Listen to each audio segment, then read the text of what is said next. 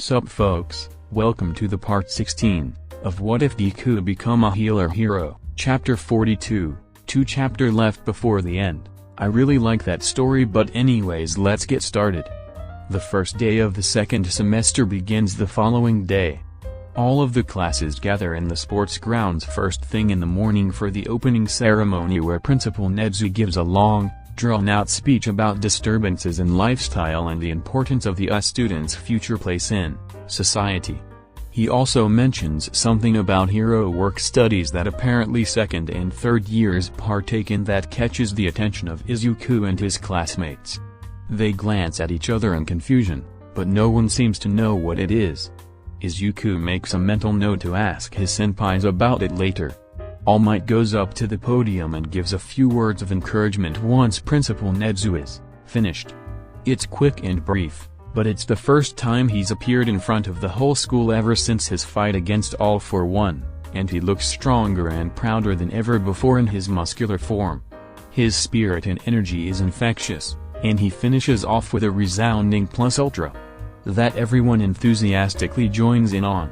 When they return to homeroom, Asui asks Aizawa about the hero work studies. He tells them that they're similar to the internships they did under heroes before, only closer to the real thing now that they have their provisional licenses. They're also not part of a class and done at the discretion of the student, so they rely on the scouting from the sports festival for their connections. Izuku wonders if Recovery Girl will allow him to do something similar to his internship again. His first internship experience kind of got cut short with the whole incident with Stain after all. Or perhaps he could even work with a rescue agency. There'd still be the matter of convincing Principal Nezu and the heroes to actually let him go, but surely if he's at a hero agency there will be sufficient security for them to feel comfortable with him leaving. Well, it's worth a shot, anyways. And if not, he's got plenty here to keep him busy. The rest of the first day of school passes by fairly smoothly, if a bit slowly. Izuku is mostly distracted thinking about his after-school lesson with Recovery Girl. He's so eager to try out all the tips Nejire gave him for directing his energy. He hopes he has plenty of injured patients to practice on. Not that he wants people to get hurt, of course. He eyes the clock impatiently all throughout 7th period, and when the final bell rings, he immediately jumps to his feet and swings his backpack over his shoulder. "See ya, guys," he says hurriedly, brushing past a startled Kaken as he rushes towards the door and darts out of the classroom. "Oi," Kaken grunts. "Don't run in the hallway." Ida shouts after him. Izuku groans but begrudgingly slows down. He speed walks as quickly as he can, expertly utilizing his smaller stature to slip through the throng of students flooding into the hallway until he reaches the infirmary. His eyes light up when he sees Recovery Girl tending to an injured girl lying on the bed. "Yes." He fist pumps. The girl blinks at him in surprise. Recovery Girl gives him a disapproving glare. He stammers, eyes widening as he flushes in embarrassment. "Sorry, are you okay? What happened?" Recovery Girl TSKS, but thankfully has mercy and chooses to say nothing about his little blunder. Instead, she gestures to the girl's foot, which has an ice pack pressed to it, and says, "Just a sprained ankle, nothing too serious." She gives Izuku a pointed look. "I figured you would like to do the honors, though." Izuku nods rapidly. "Right. There's just one thing missing, however." He looks at the girl, suddenly nervous. "How does he ask this? What's your name?" "Suzuki Yuki," she replies in a high-pitched voice, looking equally anxious. "I'm a second year." "Suzuki-san," he says, plastering on a reassuring smile that he knows helps to calm down all his nervous patients. After all, getting hurt can really ruin someone's day, and she doesn't look like the type to be in the hero course. "Don't worry, I'm going to fix you up right away." Suzuki blinks at him wide-eyed and relaxes slightly, giving him a soft smile in return. Izuku pauses slightly, then adds, "If you don't mind, however. I've been needing an opportunity to train my quirk, just in regards to directing the flow of my energy. See, Right now, it kind of just goes all throughout the body, but I want to be able to focus it to specific wounds so that I can heal one thing at a time, if I need. Oh. Suzuki looks a little confused. Okay. So. If you don't mind. Could I prick your finger and try healing just that before I heal your ankle? He asks hesitantly. You are absolutely free to refuse, of course. Oh. Suzuki finally understands, then shakes her head. Oh yeah, sure, go ahead. Izuku smiles and thanks her before quickly grabbing a needle and an antiseptic wipe from the drawer. He cleans her finger and pricks it hard enough to draw blood, muttering an apology when she flinches. Then, he takes off the gloves he put on and lets their skin make contact. He shuts off his quirk almost instantly, fast enough so that he can still feel that the prick on her finger remains unhealed. Then comes the tricky part. Najire had described it simply enough with the hose analogy. Hoses themselves are meant to control water, he just needs to angle his in order to direct the flow to where he wants it to go. But saying it and doing it are two different things, especially considering that the analogy isn't exactly literal. She also gave him the idea of kind of squeezing it to where he wants it to go. Since he already knows how to narrow down his metaphorical hose in order to slow the flow, then perhaps he could utilize that same feeling to guide it, sort of like putting his thumb over the top of a hose in order to make a smaller, more controlled stream. He isn't quite sure which idea he's going to try first. Both seem rather daunting, but now that he thinks about it, the second one is probably a bit more viable. He isn't quite sure if he can angle his hose since it's within him? And also not a literal hose, it's just the closest thing he can compare it to. But the second idea is good both because he already knows how to do part of it and because the smaller stream of energy would probably be easier to control. So he decides to go with that one and takes a deep breath, bit by bit easing up on his hose and letting some of his energy slowly trickle out. He feels it automatically branch out throughout Suzuki's body, the majority going towards her sprained ankle. Not quite sure how to proceed from here, he hesitantly attempts to press down on the side of the hose closer to her sprained ankle. To his surprise, a small, narrow stream of energy bursts out of his control and shoots straight towards Suzuki's cut, healing it within a second. Without any other injury to focus on, the rest of his energy starts immediately flowing into her sprained ankle. Izuku startles, but lets it finish. Suzuki smiles when he pulls away, flexing her ankle. Thanks. She glances at him. Did you do whatever you were trying to do? Recovery girl comes up beside him, gazing at him imploringly. I think so. It comes out more like a question. He looks down at his hand, bewildered. Yeah, I think so. It happened so fast, he could barely focus on it, but even though he did it, he still felt like he barely had any control over it. It was just so fast. That's going to take a bit more practice, he laughs nervously. But he did it. That means it's possible. He can still heal All Might. A massive weight lifts off his chest and he turns to grin brightly at Recovery Girl. She smiles back at him, eyes crinkling, and says, "All right, then.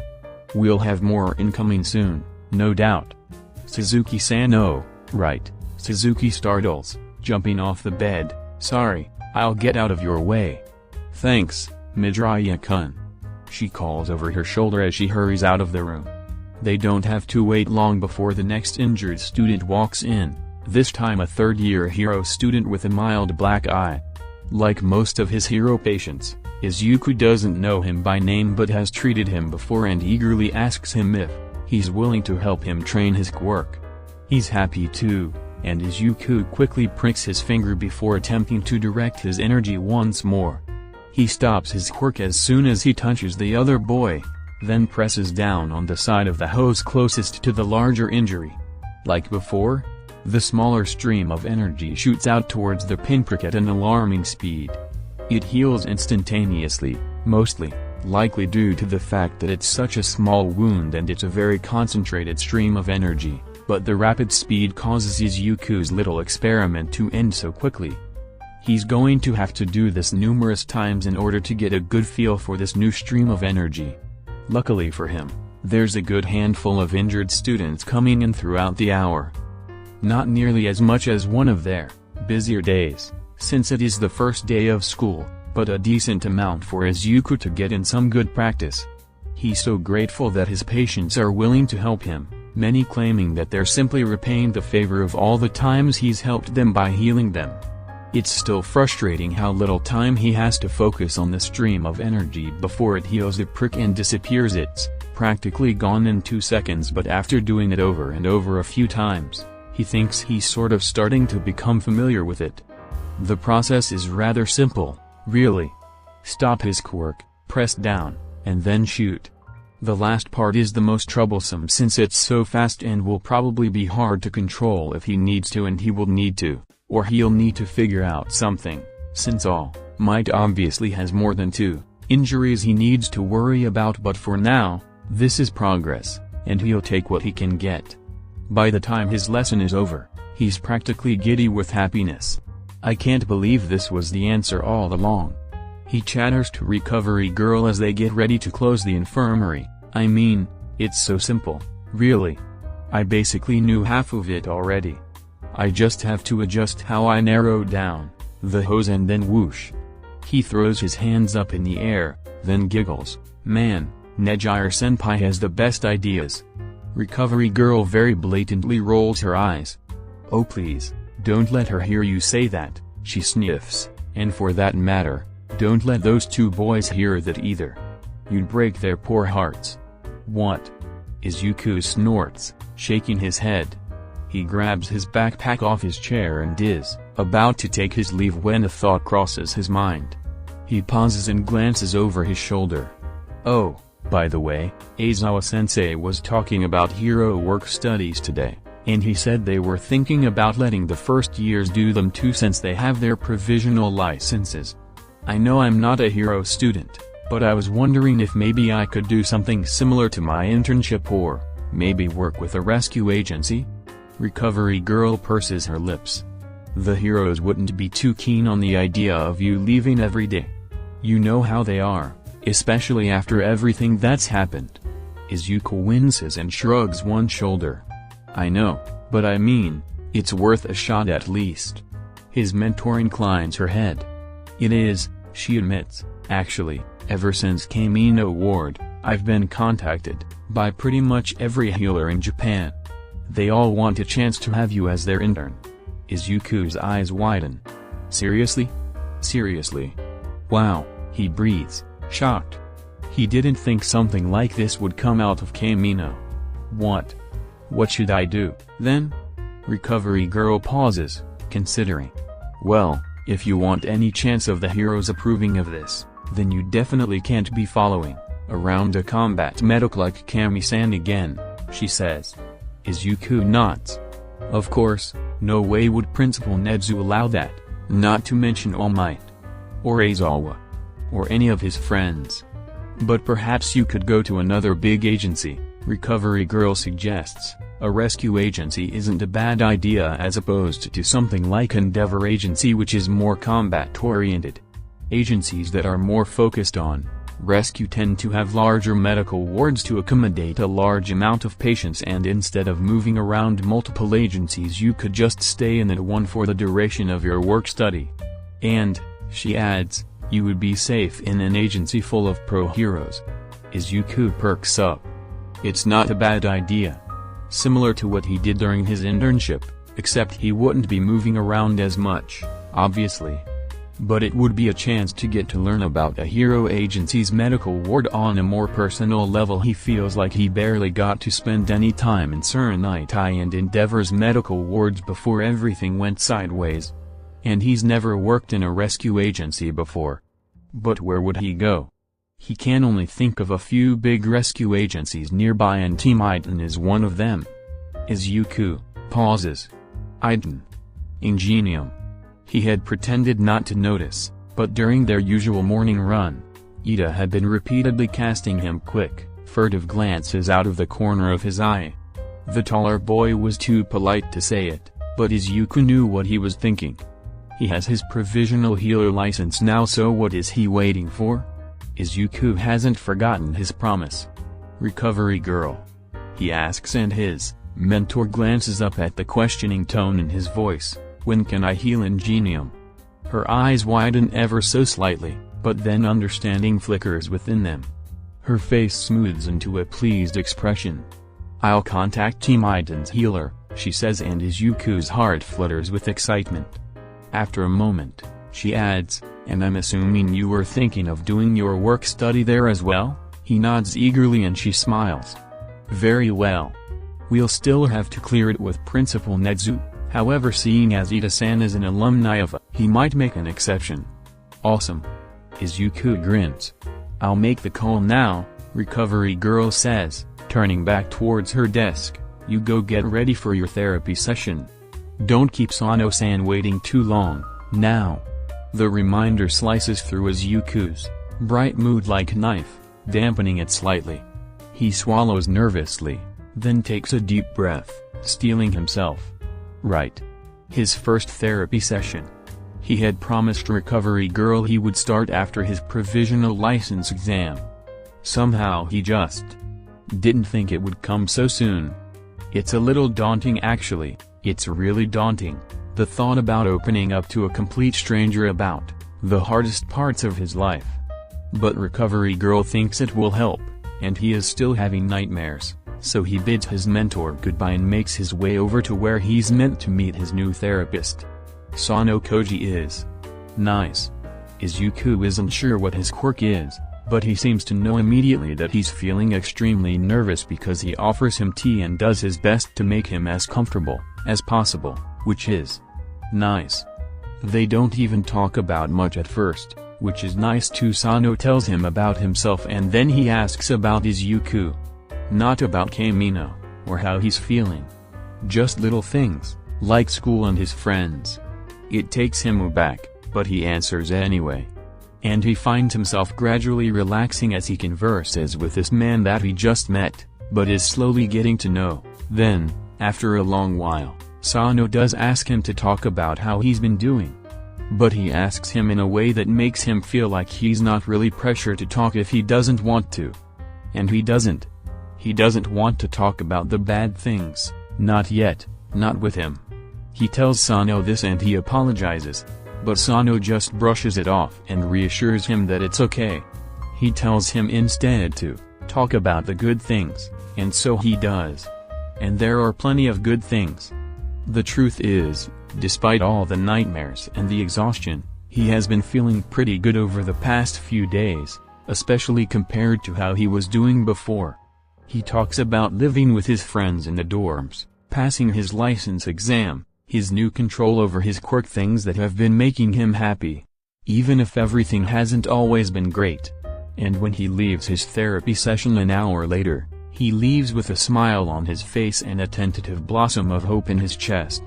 He still dreams about Kamino that night, but when he startles awake from a nightmare at 4 a.m. the next morning, he does so with a vividly satisfying memory of him punching Shigaraki in the throat. So there's that. Izuku yawns and stretches his arms over his head, giving Sushi a quick scratch before getting ready to meet Ida for their usual morning run. The darkness of the early hour casts his room in a gloomy blue hue, and he rubs the exhaustion of last night's nightmare out of his eyes as he trudges around sleepily in search of running clothes. He slips on his leggings, pulls on a t-shirt, makes a pitiful attempt at taming his bedhead, and walks out the door and collides straight into Ida's chest.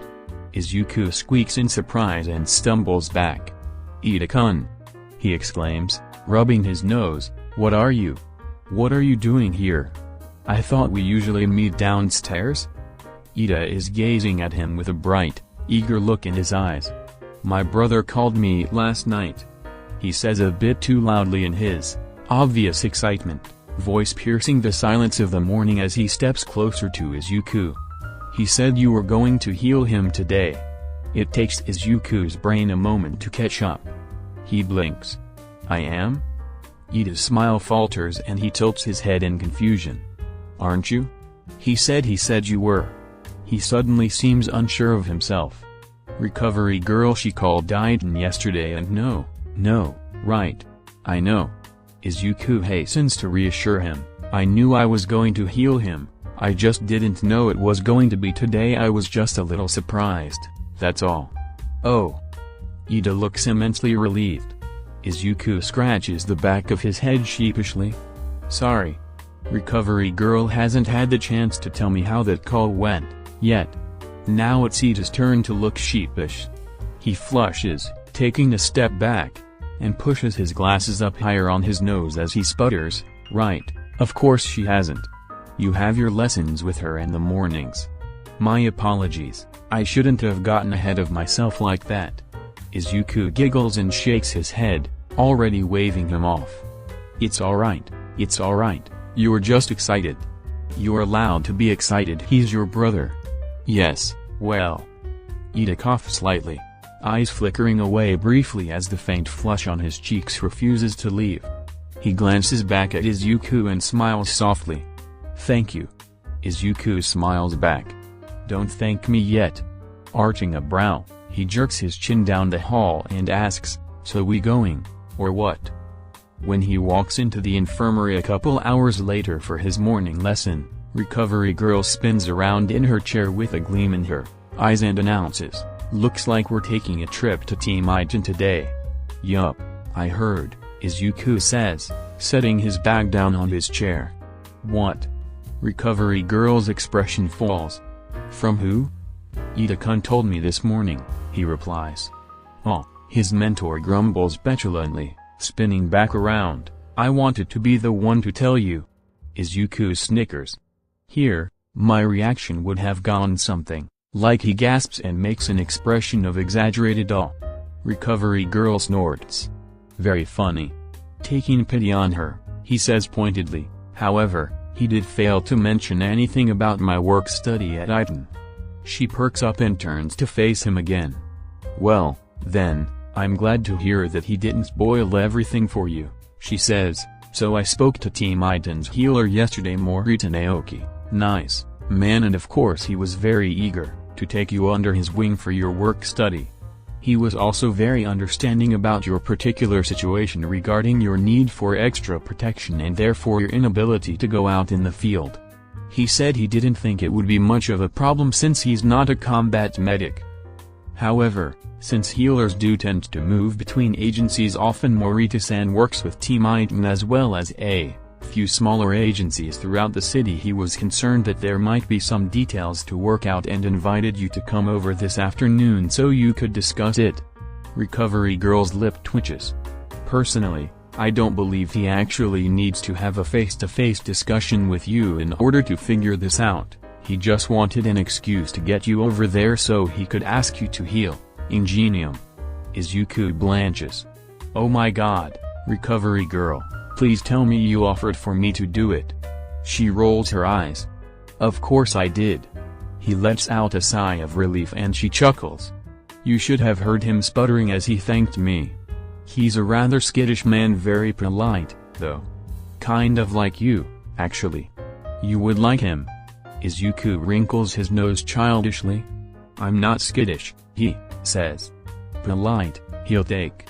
Recovery girl gives him a look that he doesn't know whether or not he should be offended by before she continues. Well, anyway, he informed Ingenium, who, as I'm sure you know, then informed his brother and no doubt the rest of his family, and well, let's just say that everyone at Team Iton is very excited to see you.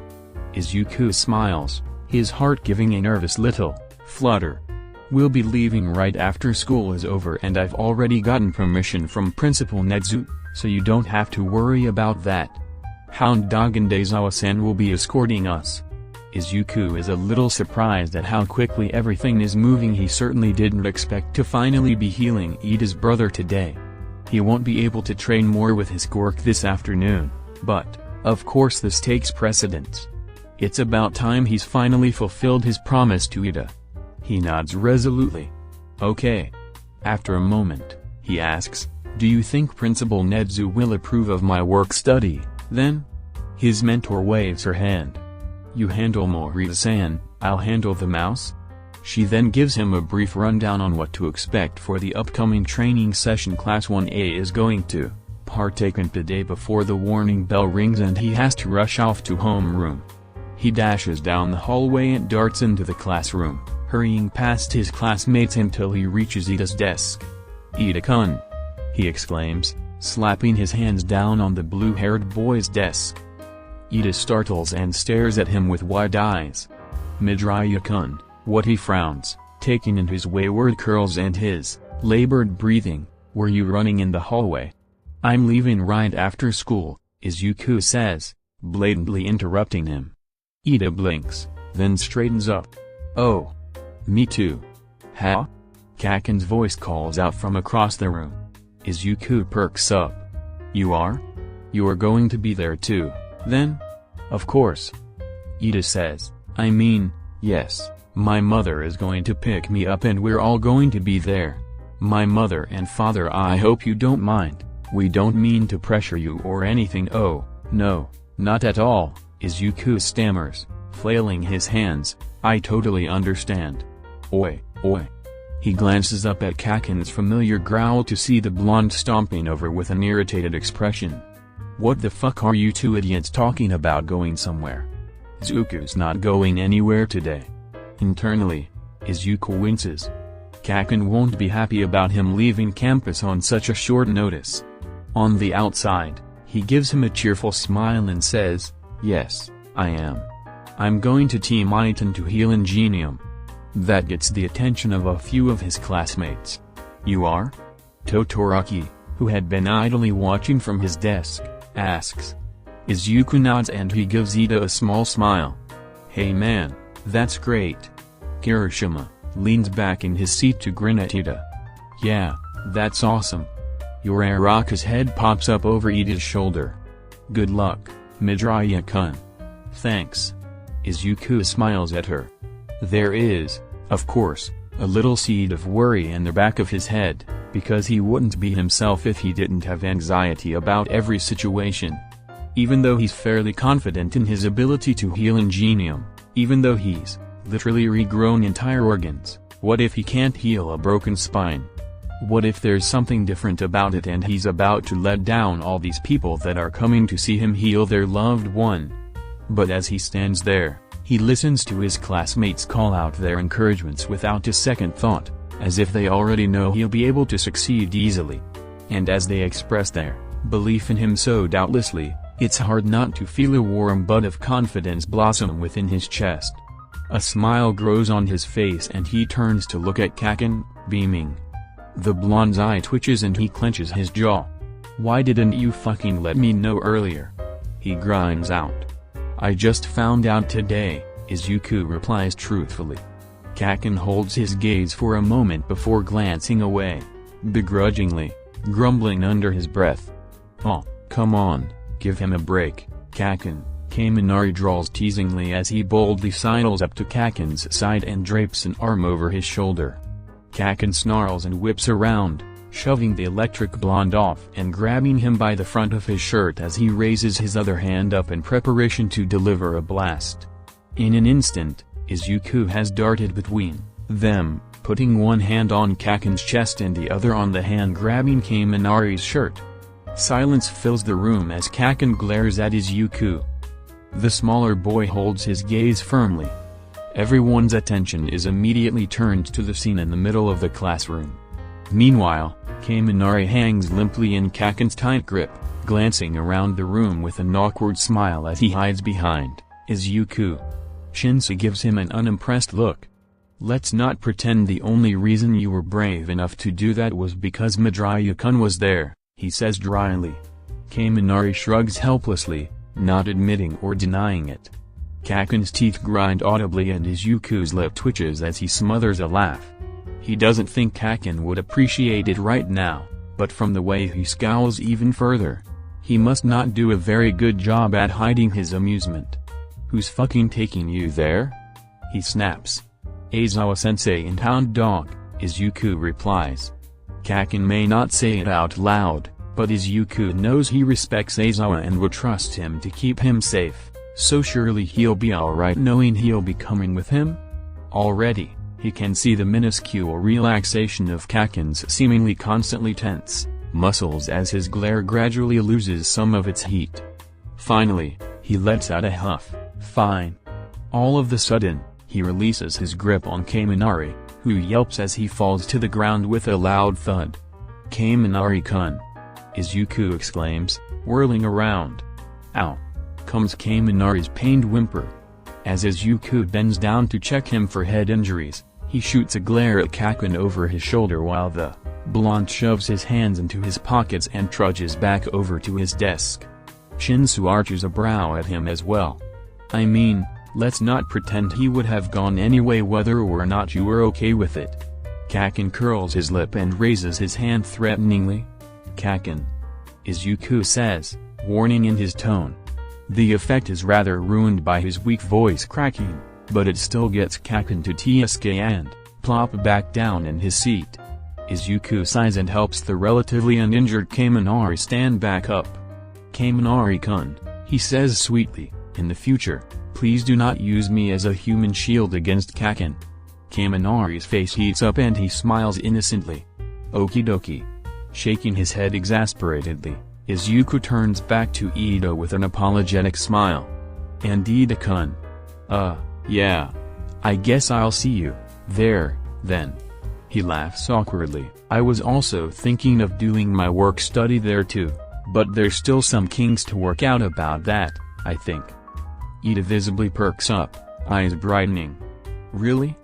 Oh, my brother's agency will be wonderful for your work study.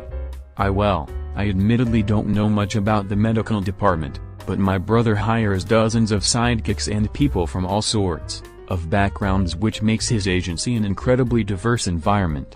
I have no doubt you'll find it a very enriching experience." There's such an immense amount of respect and enthusiasm in everything, his eyes, his face, his voice as he talks about his brother's agency, that for a moment Izuku feels like he can't quite catch his breath. Ida loves his brother and his family legacy so dearly, and Izuku almost starts to feel like it's a little inappropriate for him to be doing this. This is Ida's family, this is Ida's world. Izuku doesn't want to seem rude by encroaching on that. He's probably super familiar with his brother's agency, it might even be like a second home to him. It would be weird for Izuku to just practically invite himself over. The bell rings just then and Aizawa slides the door open with a bang, startling Izuku. He gives the freckled boy a sharp look that sends him scuttling back into his seat before striding up to the podium and announcing the day's events. The next few hours go by excruciatingly slowly. Izuku squirms in his seat all throughout his morning classes, watching the seconds of the clock tick by. At least he knows he's not the only one. Ida actually gets called out by midnight to pay attention, which he knows is probably the most mortifying moment of the poor boy's life, which is probably why Midnight did it. But Ida is lucky because he has something to distract him during their hero lesson in the afternoon, which is quirk-based combat training, meaning Izuku is stuck on the sidelines watching with Aizawa. After Izuku fidgets impatiently for the 5th time in half an hour, Aizawa turns and gives him a chilling glare that has him standing stiff beside him for the rest of the lesson. Finally, the end of the day arrives. Izuku grins and bids Ida goodbye after 7th period before racing out of the classroom, letting out a bark of laughter at his cry of, "Don't run in the hallways." Recovery Girl has already gotten the infirmary ready to be closed up for the day by the time he arrives, skidding to a halt in front of the door. She glances up, smiling at his obvious excitement, and hands him his healer costume. He quickly ducks behind a curtain and gets dressed in record speed while she waits for him outside. Since this is going to be a more formal occasion, his first healing of a pro hero ! His outfit includes the long white lab coat over his usual combat costume, similar to Recovery Girl's, just to make it look a bit more nice and proper. When he emerges, his mentor gives him a once-over before nodding in approval. "You ready to go?" she asks, already locking the door. "Yeah. All right, let's go then." She begins to turn away, then pauses. "Oh wait, I think I forgot something in the teacher's lounge." Izuku's heart plummets. "Recovery Girl," he groans dramatically, and his mentor snickers at his dismay.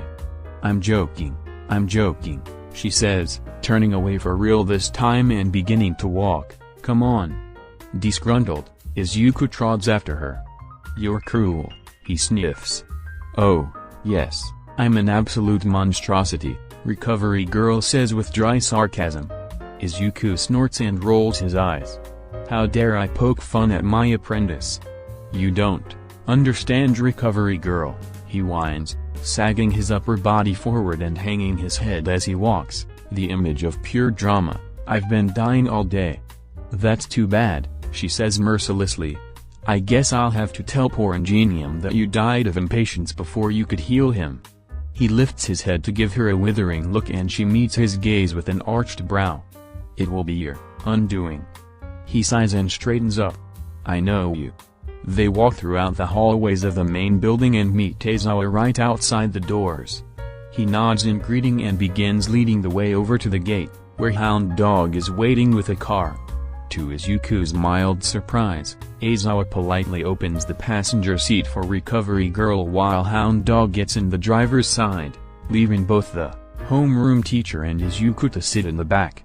Hound Dog starts up the car and a moment later they're leaving and on their way towards Team Iden. It's a bit of a drive, so Izuku knows he should probably get comfortable, but he's still practically vibrating with nervous energy.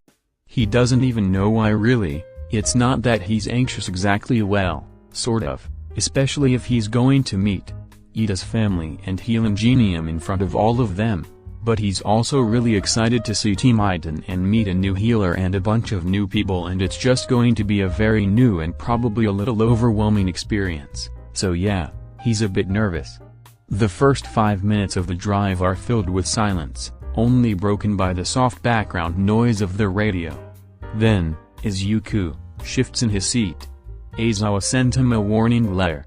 Izuku shrivels and looks down at his hands, wringing them in his shirt. Finally, he can't take the silence any longer and blurts out, so what's Ingenium like?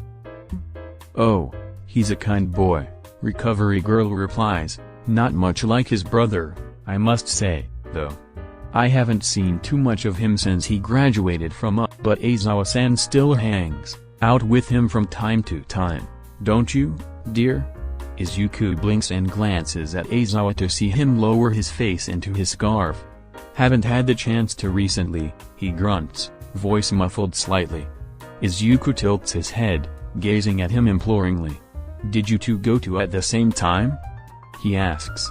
Aizawa's eyes flicker to him briefly before he continues looking straight ahead at the back of Hound Dog's seat in front of him. Maybe, he sniffs. They were in the same year, actually, Recovery Girl supplies helpfully, although Ida-san never got into quite as much trouble as you, Hisashi-san, or Kayama-san did. Her voice has a certain mirthful tone to it. Hound Dog makes an odd chortling noise and Izuku blinks, glancing quizzically back at Aizawa, who seems to be determinedly burning holes into the back of the driver's seat. Not entirely sure what's going on, Izuku decides to file that piece of information away for later and instead presses, so, you're friends then? Inhaling slowly through his nose, Aizawa huffs in a short, clipped tone, yes. Perking up, Izuku turns to face him. So, what's he like, then? Aizawa finally looks at him again. Izuku smiles. After a moment, the man lets out a long sigh. He's nice honk. Hound Dog suddenly slams down on the horn and jerks the car to a stop. They aren't moving very fast, so it doesn't hurt, but it is a bit surprising. But what's more surprising is Hound Dog's reaction. He literally snarls at the offending car through the window. Like, full-on guttural, animalistic snarl. It makes the hair on Izuku's skin immediately stand on edge. Then he proceeds to growl and snarl even more, spittle flying from his glistening fangs as his rage only increases. It builds and builds until it boils up into a deafening howl that shakes Izuku to his core, and then Hound Dog lets out a giant, disgruntled huff and continues driving as if nothing happened. Izuku stares at him like a deer caught in headlights, practically plastered to the back of his seat as his heart threatens to pound out of his chest. He frantically glances at Aizawa. who merely blinks once at the furry teacher, then looks back at him. "So he's nice, what was that?" Izuku shrieks, voice cracking in a million places. Aizawa looks entirely unbothered by his alarm and simply replies, "Road rage." Recovery girl sighs. Thankfully, they manage to make it to Team Iton in one piece. It's a large building, understandably so, if what Ida said about Ingenium's numerous sidekicks and employees is true. They park underground, get out of the car, and are immediately greeted by a young mousy-looking man with round glasses and even rounder eyes, flanked by a few sidekicks. "Midoriya Izuku," the man exclaims, grabbing his hand and shaking it vigorously. "How wonderful it is to finally meet you. I've heard so many things about you, good things, of course. Great things. Oh, and I'm Morita Naoki, by the way." His voice quivers with nervous energy as he laughs. Izuku stares in shock. He wasn't expecting Morita to be so young. He looks like he's in his early 20s. He can't be more than a few years older than him. It's kind of a relief, actually. Izuku doesn't think he's ever met a healer even close to his age before. The freckled boy smiles and squeezes his hand back. "It's nice to meet you too, Morita-san," he rasps. "Thank you so much for having me on such a short notice." Morita's eyes light up. "Thank you for coming on such a short notice. And just call me Naoki, no need to be so formal. If you want, of course," he adds hastily. Izuku can quickly see what Recovery Girl meant about him being skittish, but he finds it rather charming. His smile grows. "All right, call me Izuku, then." "Oh." Naoki visibly startles, then perks up. "Okay. Well, would you like to come in then?" "Oh, and Recovery Girl. It's nice to meet you too," he suddenly exclaims as if he just remembered, rushing over to shake her hand as well, and Eraserhead and Hound Dog. He shakes their hands enthusiastically too. "Forgive me, thank you all for coming. Would you like to come in?" "That would be nice," Aizawa says dryly, seeming a bit unimpressed as he eyes the energetic man up and down. "Right. Of course," Naoki says, spinning around. "The main lobby is just this way." He begins walking across the parking garage, brushing past the trio of sidekicks he came with that remain where they are. "Oi, Morita-san," one of them calls after him, "don't you think we should take him straight to Ingenium's office? Everyone's waiting for him." Naoki pauses. "Right, yes, that's a better idea, of course." He quickly scurries back over to them and begins leading them in an opposite direction. "This way." Izuku giggles softly to himself while Aizawa lets out a small huff behind him as they follow the healer towards an elevator.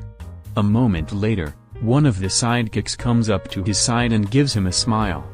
"I'm Blind Spot," he greets, offering his hand for Izuku to shake, which he does. "Midoriya Izuku," he replies.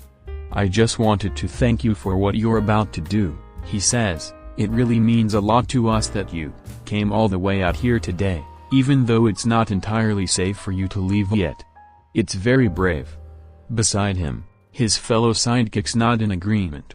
Something stirs in Izuku's chest. "I didn't really do it to be brave," he replies hesitantly. He glances away, trying to find the right words. "It's just. I mean, if I can do something to help, it's like. How could I just sit back and not?" Blind Spot smiles at him and Izuku realizes that the other adults are glancing at him now too. He flushes. "Spoken like a true healer," Naoki chirps from the front. Recovery Girl's eyes twinkle. "Spoken like a true hero." Izuku ducks his head, face burning, and casts a quick glance up at Aizawa.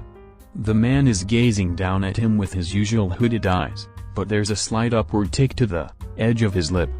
He raises a large hand and rests it on top of Izuku's curls for a brief moment before giving them a single ruffle and letting it drop. Izuku ducks his head again to hide his smile. They reach the elevator, which is surprisingly spacious on the inside, so it's hardly a squeeze even with all 8 of them, including Hound Dog's significant size. It takes them up multiple floors, before finally stopping on one that Izuku assumes must be near the top of the building. When the doors open, he suddenly finds himself underneath a multitude of gazes. He gulps. Midoriya-kun. Ida's familiar voice calls out, and Izuku is relieved to see his friend walking over to him as soon as he steps out of the elevator. Ida-kun, he rasps, when did you get here? Just a couple of minutes ago.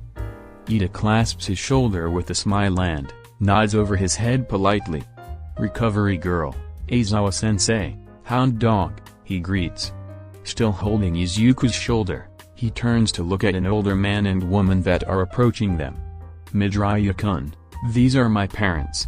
Mother, father, this is Midoriya Izuku, Ida's father interrupts, sticking out his large hand for Izuku to shake. It's a pleasure. Father. Ida looks embarrassed. Oh, of course we know who he is, his father says exasperatedly and gives Izuku a grin. Keiko and I have heard such good things about you from Tenya. I'm glad that we're finally getting the chance to meet you. Pleasure's all mine, Izuku replies, then internally winces. Was that the right thing to say? It didn't sound quite right to his ears. Neither of Ida's parents seem to think it's weird, or at least they don't make any outward reactions to it. Wow, they look really similar to Ida, especially his father. It seems he passed down more than just his engine quirk to his son. Thank you so much for coming on such short notice, too, Ida's mother says. How was the drive? Everything went safely, I trust. She looks up at Aizawa and Hound Dog. The former nods. No trouble. That's good. Ida's father says, well, if you need any extra escorts on your way back, I'm sure my son would be willing to spare a sidekick or two. Wouldn't you, Tensai? He glances over his shoulder and Izuku follows his gaze, breath catching slightly. Ida Tensai rolls out of his wheelchair from behind a small group of his sidekicks standing around, his eyes meeting Izuku's. Of all the Idas, he looks the most like Izuku's friend, the most noticeable difference being the lack of glasses and the engines in his elbows rather than his calves. However, that's not to mention the fact that he's the only one in his family that's wheelchair-bound, and something about seeing the hero roll his way over to him makes Izuku's chest feel tight with some unknown emotion. Despite this, Tensai approaches with an easygoing smile on his face. 2, 3, you could take the whole lot after this. He says jokingly, and Ida's father laughs, along with a few sidekicks. Izuku swallows and smiles. Oh, I'm good, he laughs nervously. I've already got my hands full with enough heroes. So I've heard, Tensai says, shaking his head as he chuckles. I've gotta say, I don't envy you. I know how hard it is, just to manage this one. He jerks his head towards Ida, who sputters. I can't imagine how hard it is to manage a whole school of them. Izuku finds himself smiling as Tensai rolls up to him. He holds out his hand. Ida Tensai. Izuku looks at his bare hand. Then, his eyes flicker down to his wheelchair. He doesn't have his gloves on.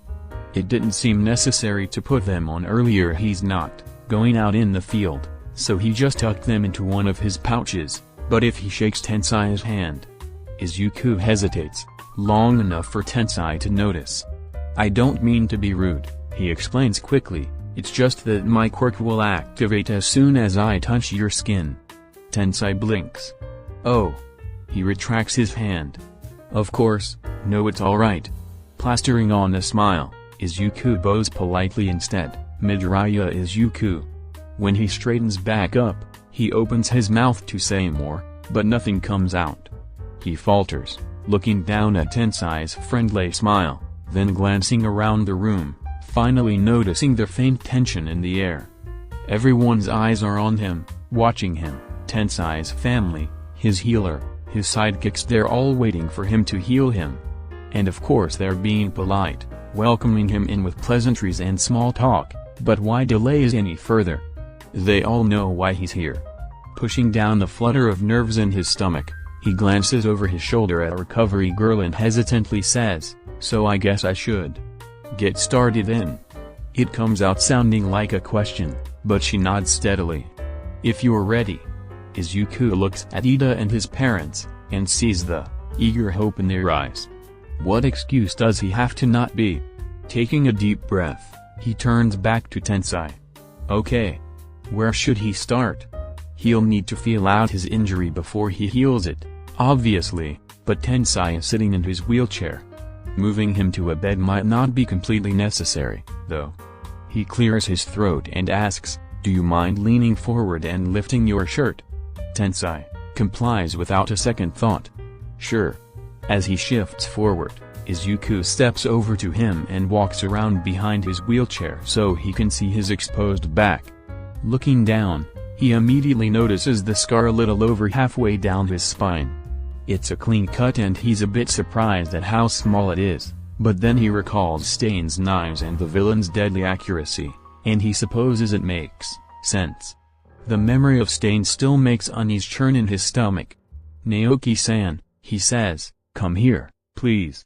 Naoki makes a small noise of surprise, but scuttles over to his side in an instant.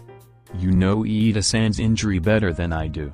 If you could please enlighten me before I use my quirk to feel it out, that would be helpful. Oh, of course, Naoki says. Well, the injury is located between his T11 and T12 thoracic vertebrae and it appears to have completely severed his spinal cord, so he currently doesn't have any feeling whatsoever in his legs, but he's been very diligent with his rehabilitation and therapies in order to keep his muscles strong. That's good.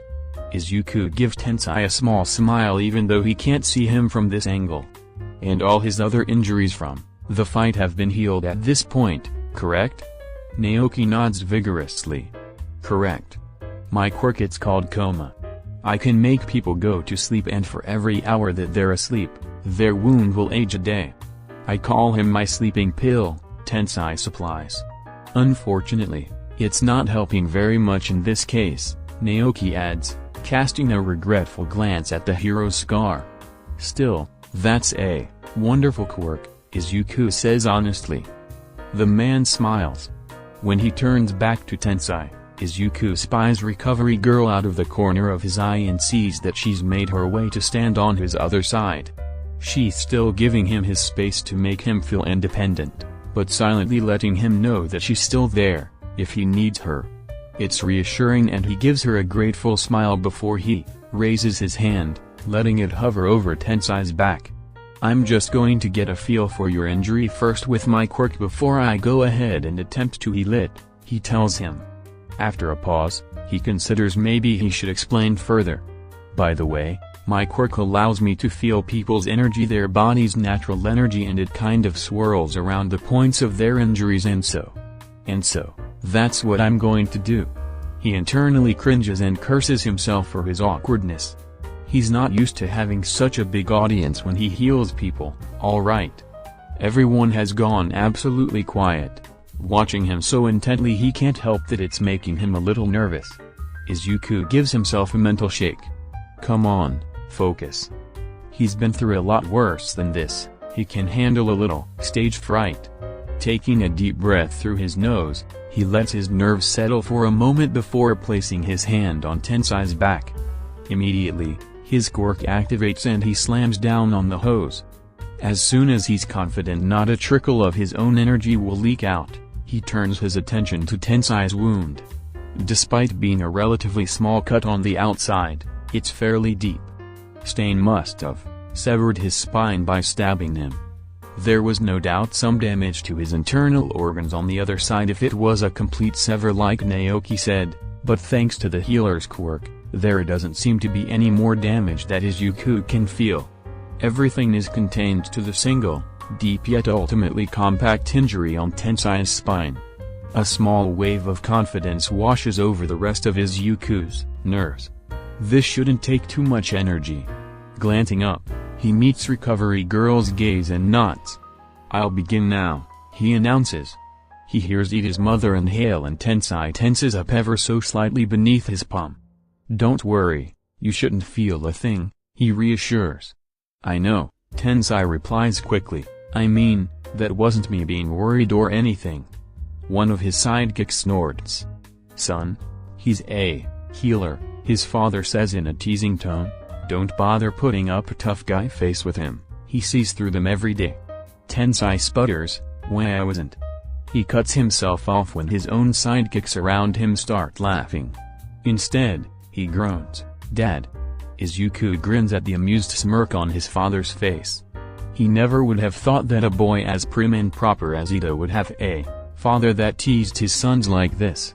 He always imagined that the Ingenium patriarch would be more serious and stoic like Ida himself. It's a pleasant surprise, one that he certainly isn't complaining about. The light joke eases some of the tension out of the room, and once the laughter dies down, Izuku concentrates on his task once more. Since there aren't any other injuries, he doesn't have to worry about controlling his quirk as much as usual, but he doesn't like to just let his energy run wild without anything to hold it back, so he eases back on the hose gradually, feeling his energy flow once more. As expected, it automatically goes right towards Tensai's spine, but then it slows down. Izuku frowns in confusion and immediately pulls back a bit. His energy is still managing to seep into the injury. That's a relief, but it's not being absorbed nearly as quickly as it normally would be, and the healing rate is a lot slower. But why? It's not resisting, but why is absorbing his energy so slowly? He's never healed a spine before. This is new territory for him. However, he does know that the cells of the nervous system don't heal the same way that other cells do due to the fact that they are incapable of undergoing mitosis, so maybe that has some effect on this. Then again, he has just straight to pre-grown complete organs, although that doesn't really slow down his energy like this is right now, it just takes up a lot of it. This is a new part of his quirk that he'll have to learn more about later. Either way, Tensai's spinal injury is still accepting his energy, which is all he really needs, but just to be cautious, Izuku decides to pause the healing and inform Recovery Girl of his discovery. Pulling away, he turns to his mentor and is about to open his mouth, when Naoki suddenly speaks. "Is that it?" he asks eagerly. "Are you done?" "Huh? Oh, no.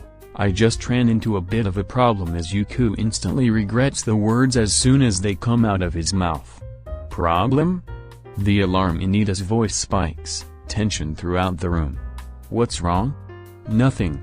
Izuku hastily reassures him. "Nothing. Nothing's wrong, sorry, I shouldn't have said that. Something new just came up, that's all." Ida relaxes slightly, but the worry doesn't entirely fade from his eyes. "What is it, Midoriya-kun?" Recovery Girl asks steadily, grabbing his attention. Eased by his mentor's presence, Izuku explains, "I think it's just because it's a spinal injury, but it's not really accepting my energy as readily as most injuries do. It's still absorbing it, just a lot more slowly than normal. Even though it's a small injury, it feels very deep and concentrated, kind of like it's almost a big one." He shakes his head. "It's a little hard to describe, but I'm pretty sure I can still heal it. I'm just going to go slow, to stay safe." Recovery Girl nods in approval. "All right. Be careful, and if you start using too much energy, you stop." Izuku nods and turns his attention back to Tensai, who has remained quiet. He lets his energy flow once more, and like before, it seeps into the hero's wound at a slow pace. Still, he narrows down his hose ever so slightly, reducing the flow to just above a mere trickle. It seems to take hours for him to heal the wound, although in reality it's probably only a few minutes. It's so concentrated, like there's just so much damage condensed into this one small injury, and even though Izuku is feeding his energy into it slowly, it almost seems like it's never going to stop heating it up. Izuku feels fine for now, but this is taking a lot more energy than he thought it would, thankfully. However, he soon starts to notice the injury gradually decreasing in size until eventually it fades away. His quirk shuts off. Izuku lets out a sigh of relief, feeling a familiar sense of fatigue pulling at his muscles. It's not too bad, though, and he manages to push it aside for now in favor of pulling away and gently tugging down Tensai's shirt. "All right," he says, smiling softly. Up on your feet again, Ingenium. Tensai's throat bobs as he swallows. The whole room seems to hold their breath as he slowly leans back and looks down at his legs. Izuku steps around the back of his wheelchair just in time to see him wiggle his feet. He startles, then starts moving the rest of his legs. His breath hitches, and a choked noise escapes his throat. All of a sudden, he pushes himself out of his wheelchair and launches himself at Izuku. The greenet squeaks in surprise and stumbles under his weight as he wraps his arms around him and proceeds to burst into tears. "Oh my god!" Tensai sobs, crushing him to his chest. "Oh my god! Thank you so much!"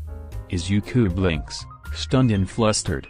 Then, the rest of the Ida family is swarming around him, all crying and sobbing in joy. They hug their son tightly, which means Izuku gets caught in the middle of everyone and squeezed practically half to death while also showered in tears. It's incredibly uncomfortable and overwhelming, but Izuku doesn't have the heart to try and wiggle free from their grasp. They keep thanking him over and over again. Ida's father looks like he's 2 seconds away from getting on the floor and bowing, and wouldn't that just send Izuku into an absolute cardiac arrest? Ida's eyes are streaming tears and his voice cracks in every which way as he thanks Izuku and God. He rarely ever sees Ida cry, and of course, being the emotional boy he is, seeing one of his best friends cry makes his own eyes start watering as well. Meanwhile, everyone around them is either crying, hysterically, or cheering loudly. Some of the sidekicks even start shooting off little confetti poppers. Aizawa and Hound Dog gaze at the scene with pleased expressions and Recovery Girl claps her hands lightly. This goes on for a few long, overwhelming minutes. As he's repeatedly squashed by the Ida family members, Izuku suddenly finds himself reminded of the fact that he is indeed very short. All he can do is let out flustered sputtering as he's hugged tightly against his friend's broad chest before being passed on to an even taller Ida to be hugged. Needless to say, it's starting to get a little hard to breathe, and his hair is wet from how much they've been crying into it. For what feels like the 100th time, Tensai grabs Izuku and turns him to face him, repeating over and over again, "Thank you, thank you. You're welcome, you're welcome." Izuku yelp, voice cracking. Clearing his throat, he asks, "And your legs are feeling okay? Everything's feeling fine?" Yes, everything's perfect," Tensai insists, beaming as he clutches his hands in his larger ones. Izuku's face heats up. "Thank you so much, Midoriya-kun. I seriously never thought I would be able to do this again," he says sincerely. "I thought Stain had ended Ingenium that night in that alley, but you, Midoriya-kun, you've given me another chance at being a hero again, so seriously, from the bottom of my heart, thank you." His words are so earnest and he gazes at Izuku with such gratitude and happiness that it makes his heart feel like it's going to climb right out of his throat. His face burns even brighter and he's all too aware of the numerous eyes staring at him. God, he's never been good with praise. This is too much. He squeaks, "You're welcome." After a moment, he scratches the back of his head and smiles sheepishly. "Sorry it took so long to get here." Tensai makes a noise that sounds like a mixture of disbelief and laughter. "My God," he says softly, staring at Izuku with a faint smile, "You're really something else, Midoriya-kun." Izuku blinks and smiles. Ida's mother, still bright-eyed and tearful, then offers for him to stay for dinner. At first he politely declines, not wanting to overstay his welcome, but they insist, almost aggressively actually, to the point where Izuku looks at his mentor helplessly and she just shrugs as if to say, "What can you do?" So, even though it flusters him to no end, he lets the Idas endlessly shower him with their gratitude. The next few hours are filled with laughter, music, and food. Ida's father has a massive array of common restaurant foods as well as delicious delicacies ordered and delivered that reminds Izuku just how rich his friend's family probably is, but that hardly matters because he barely gets to eat any of them since he's too busy practically being passed around the room like a bottle of champagne. Everyone wants to meet him, all of the sidekicks, the doctors that work in the medical ward, other miscellaneous employees. Tensai has a lot of people working in his agency. The blue-haired man and his younger brother enthusiastically parade him around the room, stopping every 2 seconds to introduce him to whoever comes up and starts chatting with them, each time inevitably leading to another long conversation. It's a little exhausting, to be honest. Izuku is already kind of tired from healing Tensai. But it's worth it to see how happy the two Ida brothers are. Tensai's laughter is loud and boisterous, ringing clearly across the room for everyone to hear, like he hasn't had a reason to laugh so genuinely in a very long time. And Ida is practically glowing as he gazes up at his brother with shining eyes. He's hardly taken them off him since Tensai stood up, and Izuku realizes that he's probably dearly missed being able to look up at his older brother rather than down. It fills him with a sense of, well, he can't quite name the feeling. It's a warm, bubbly emotion in his chest that kind of makes his throat feel just a little bit tight. As Izuku looks around the room, sees all the people that are so happy to meet him, so grateful for what he's done, watches them all chat and mingle as the occasional burst of laughter echoes above the noise, he realizes, he did this. He made everyone really happy. He brought them all together to see their boss, their friend, their loved one be healed. Izuku glances up at Tensai as he marches over and wraps an arm around Aizawa's shoulders, grinning brightly. The freckled boy smiles softly at the exasperated eye roll his teacher gives. He saved a hero. It's a nice feeling. It's one he's felt before, of course, but somehow this feels different, seeing the effect that his healing has on others indirectly. The mix of emotions and his fatigue results in Izuku becoming rather quiet and contemplative after a while, but the soft smile doesn't leave his face for the rest of the night. Eventually, he manages to slip away from the Ida brothers long enough to find a quiet corner away from all the commotion.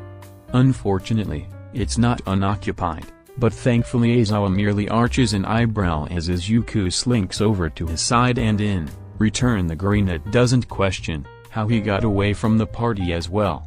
Izuku lets out a tired sigh, resting against the wall as he holds his drink with both hands. Parties are normally pretty draining on their own, but combine them with a quirk that saps energy, a bad sleep schedule, and the fact that it was a school day, and that leaves him absolutely exhausted. His muscles feel heavy and his eyes cry out for sleep. He's too tired to feel much remorse for sliding his head over and plopping it against Aizawa's shoulder. Tired, he grunts. Me too, Aizawa agrees, sipping his drink. Parties suck. I didn't sign up for this. Izuku makes a non-committal grumble. Good job, by the way, Aizawa adds after a moment. Izuku's lip twitches. Thanks. You tired? The teacher glances down at him. He wrinkles his nose, childishly. I just said I was. I mean like quirk tired. Oh. Yeah. Aizawa hums in acknowledgement, then pushes himself off the wall. Izuku makes a noise of protest when he's dislodged from his pillow. Now I have a good excuse for us to leave. The man says, sit tight, we'll be on our way soon. Izuku snorts and watches him walk away. Sure enough, Tensai soon announces that Izuku has to leave and people start coming up to say their goodbyes as he goes to rejoin his teachers. Ida's parents shake his hand and thank him for the millionth time, telling him that he'll always be a welcome member in any of their family's agencies. This suddenly reminds Tensai about the work-study, and he eagerly reassures Izuku that he would provide the utmost protection for him if he did choose to come to Team Iton for it. Izuku blinks and glances at Naoki. Wait, weren't there some details you wanted to work out? Naoki lets out a nervous laugh and waves him off. Oh, no, I was just trying to get you to come over here. He grins sheepishly, bright red. There was a little worry because I don't work here exclusively, but most of the other agencies I work at are relatively close by, so even if you stayed here during your work-study it shouldn't be too much of a problem, that's all. Oh. Izuku smiles tiredly. Alright then. After exchanging their contact information so they can talk, they bid each other goodbye. The Idas insist on escorting Izuku and his teachers back down to the parking garage and even offer to personally escort him all the way back to but both Hound Dog and Aizawa deem that offer unnecessary. Ida is going to be staying the night with his family, so Izuku hugs him goodbye, and then turns to hug Tensai except Ida hasn't let him go yet. He squeezes him tightly to his chest, curled down to tuck his face against his neck. "Thank you," he whispers. Izuku thinks he'd be a millionaire if he had $1 for every time someone said that to him, today, but he just smiles against Ida's shoulder and reaches up to wrap his arms around his broad back. His hug with Tensai goes much the same, except it ends with a hair ruffle that he playfully glares at him for. Then, they're back in the car and the Idas are waving at him through the window as they finally begin making their way back to Izuku lets out a long, exhausted sigh, sagging against his seat. "You survived," Aizawa says. "You survived." Recovery Girl cheers. "You survived," Hound Dog grunts. "I survived," Izuku rasps. "You did a very good job, Midoriya-kun," his mentor says. "I'm proud of you." "Thanks," he sighs, eyes already closing as he leans his head back, tired. Sleep. It's going to be about a 25-minute drive back to school. That's enough time for a solid nap. He only wishes he could have eaten something before he left. He had been so busy talking all night long that he barely got the chance to eat any of the delicious food that Ida's father had ordered. His stomach growls and he shifts uncomfortably. "You weren't able to eat, were you?" Aizawa asks. Izuku opens his eyes to see the man looking at him. "I saw Tensai-kun dragging you around all night and you never touched a single plate. You must be starving." Izuku whines pathetically in his throat and nods. Then, Aizawa reaches into his pocket, takes out a crumpled-up napkin, and unfolds it to reveal a mushed-up onigiri. "Figured I'd grab this for you," he says. "Sorry it's a little squashed." Izuku stares at him like he hung the moon and stars. "Sensei," he chokes, eyes watering. "I love you." Silence. Hound Dog snorts. Then, Aizawa reaches into his pocket, takes out a crumpled-up napkin, and unfolds it to reveal a mushed-up onigiri. "Figured I'd grab this for you," he says. "Sorry it's a little squashed." Izuku stares at him like he hung the moon and stars. "Sensei," he chokes, eyes watering. "I love you." Silence. Hound Dog snorts from the front seat. Aizawa takes a deep breath. "Just eat the damn onigiri, Midoriya-kun." Izuku tearfully blinks and nods. "Okay." Sniffling, he gratefully takes the rice ball from his teacher and then proceeds to shove the entire thing into his mouth all at once. Aizawa stifles a sigh.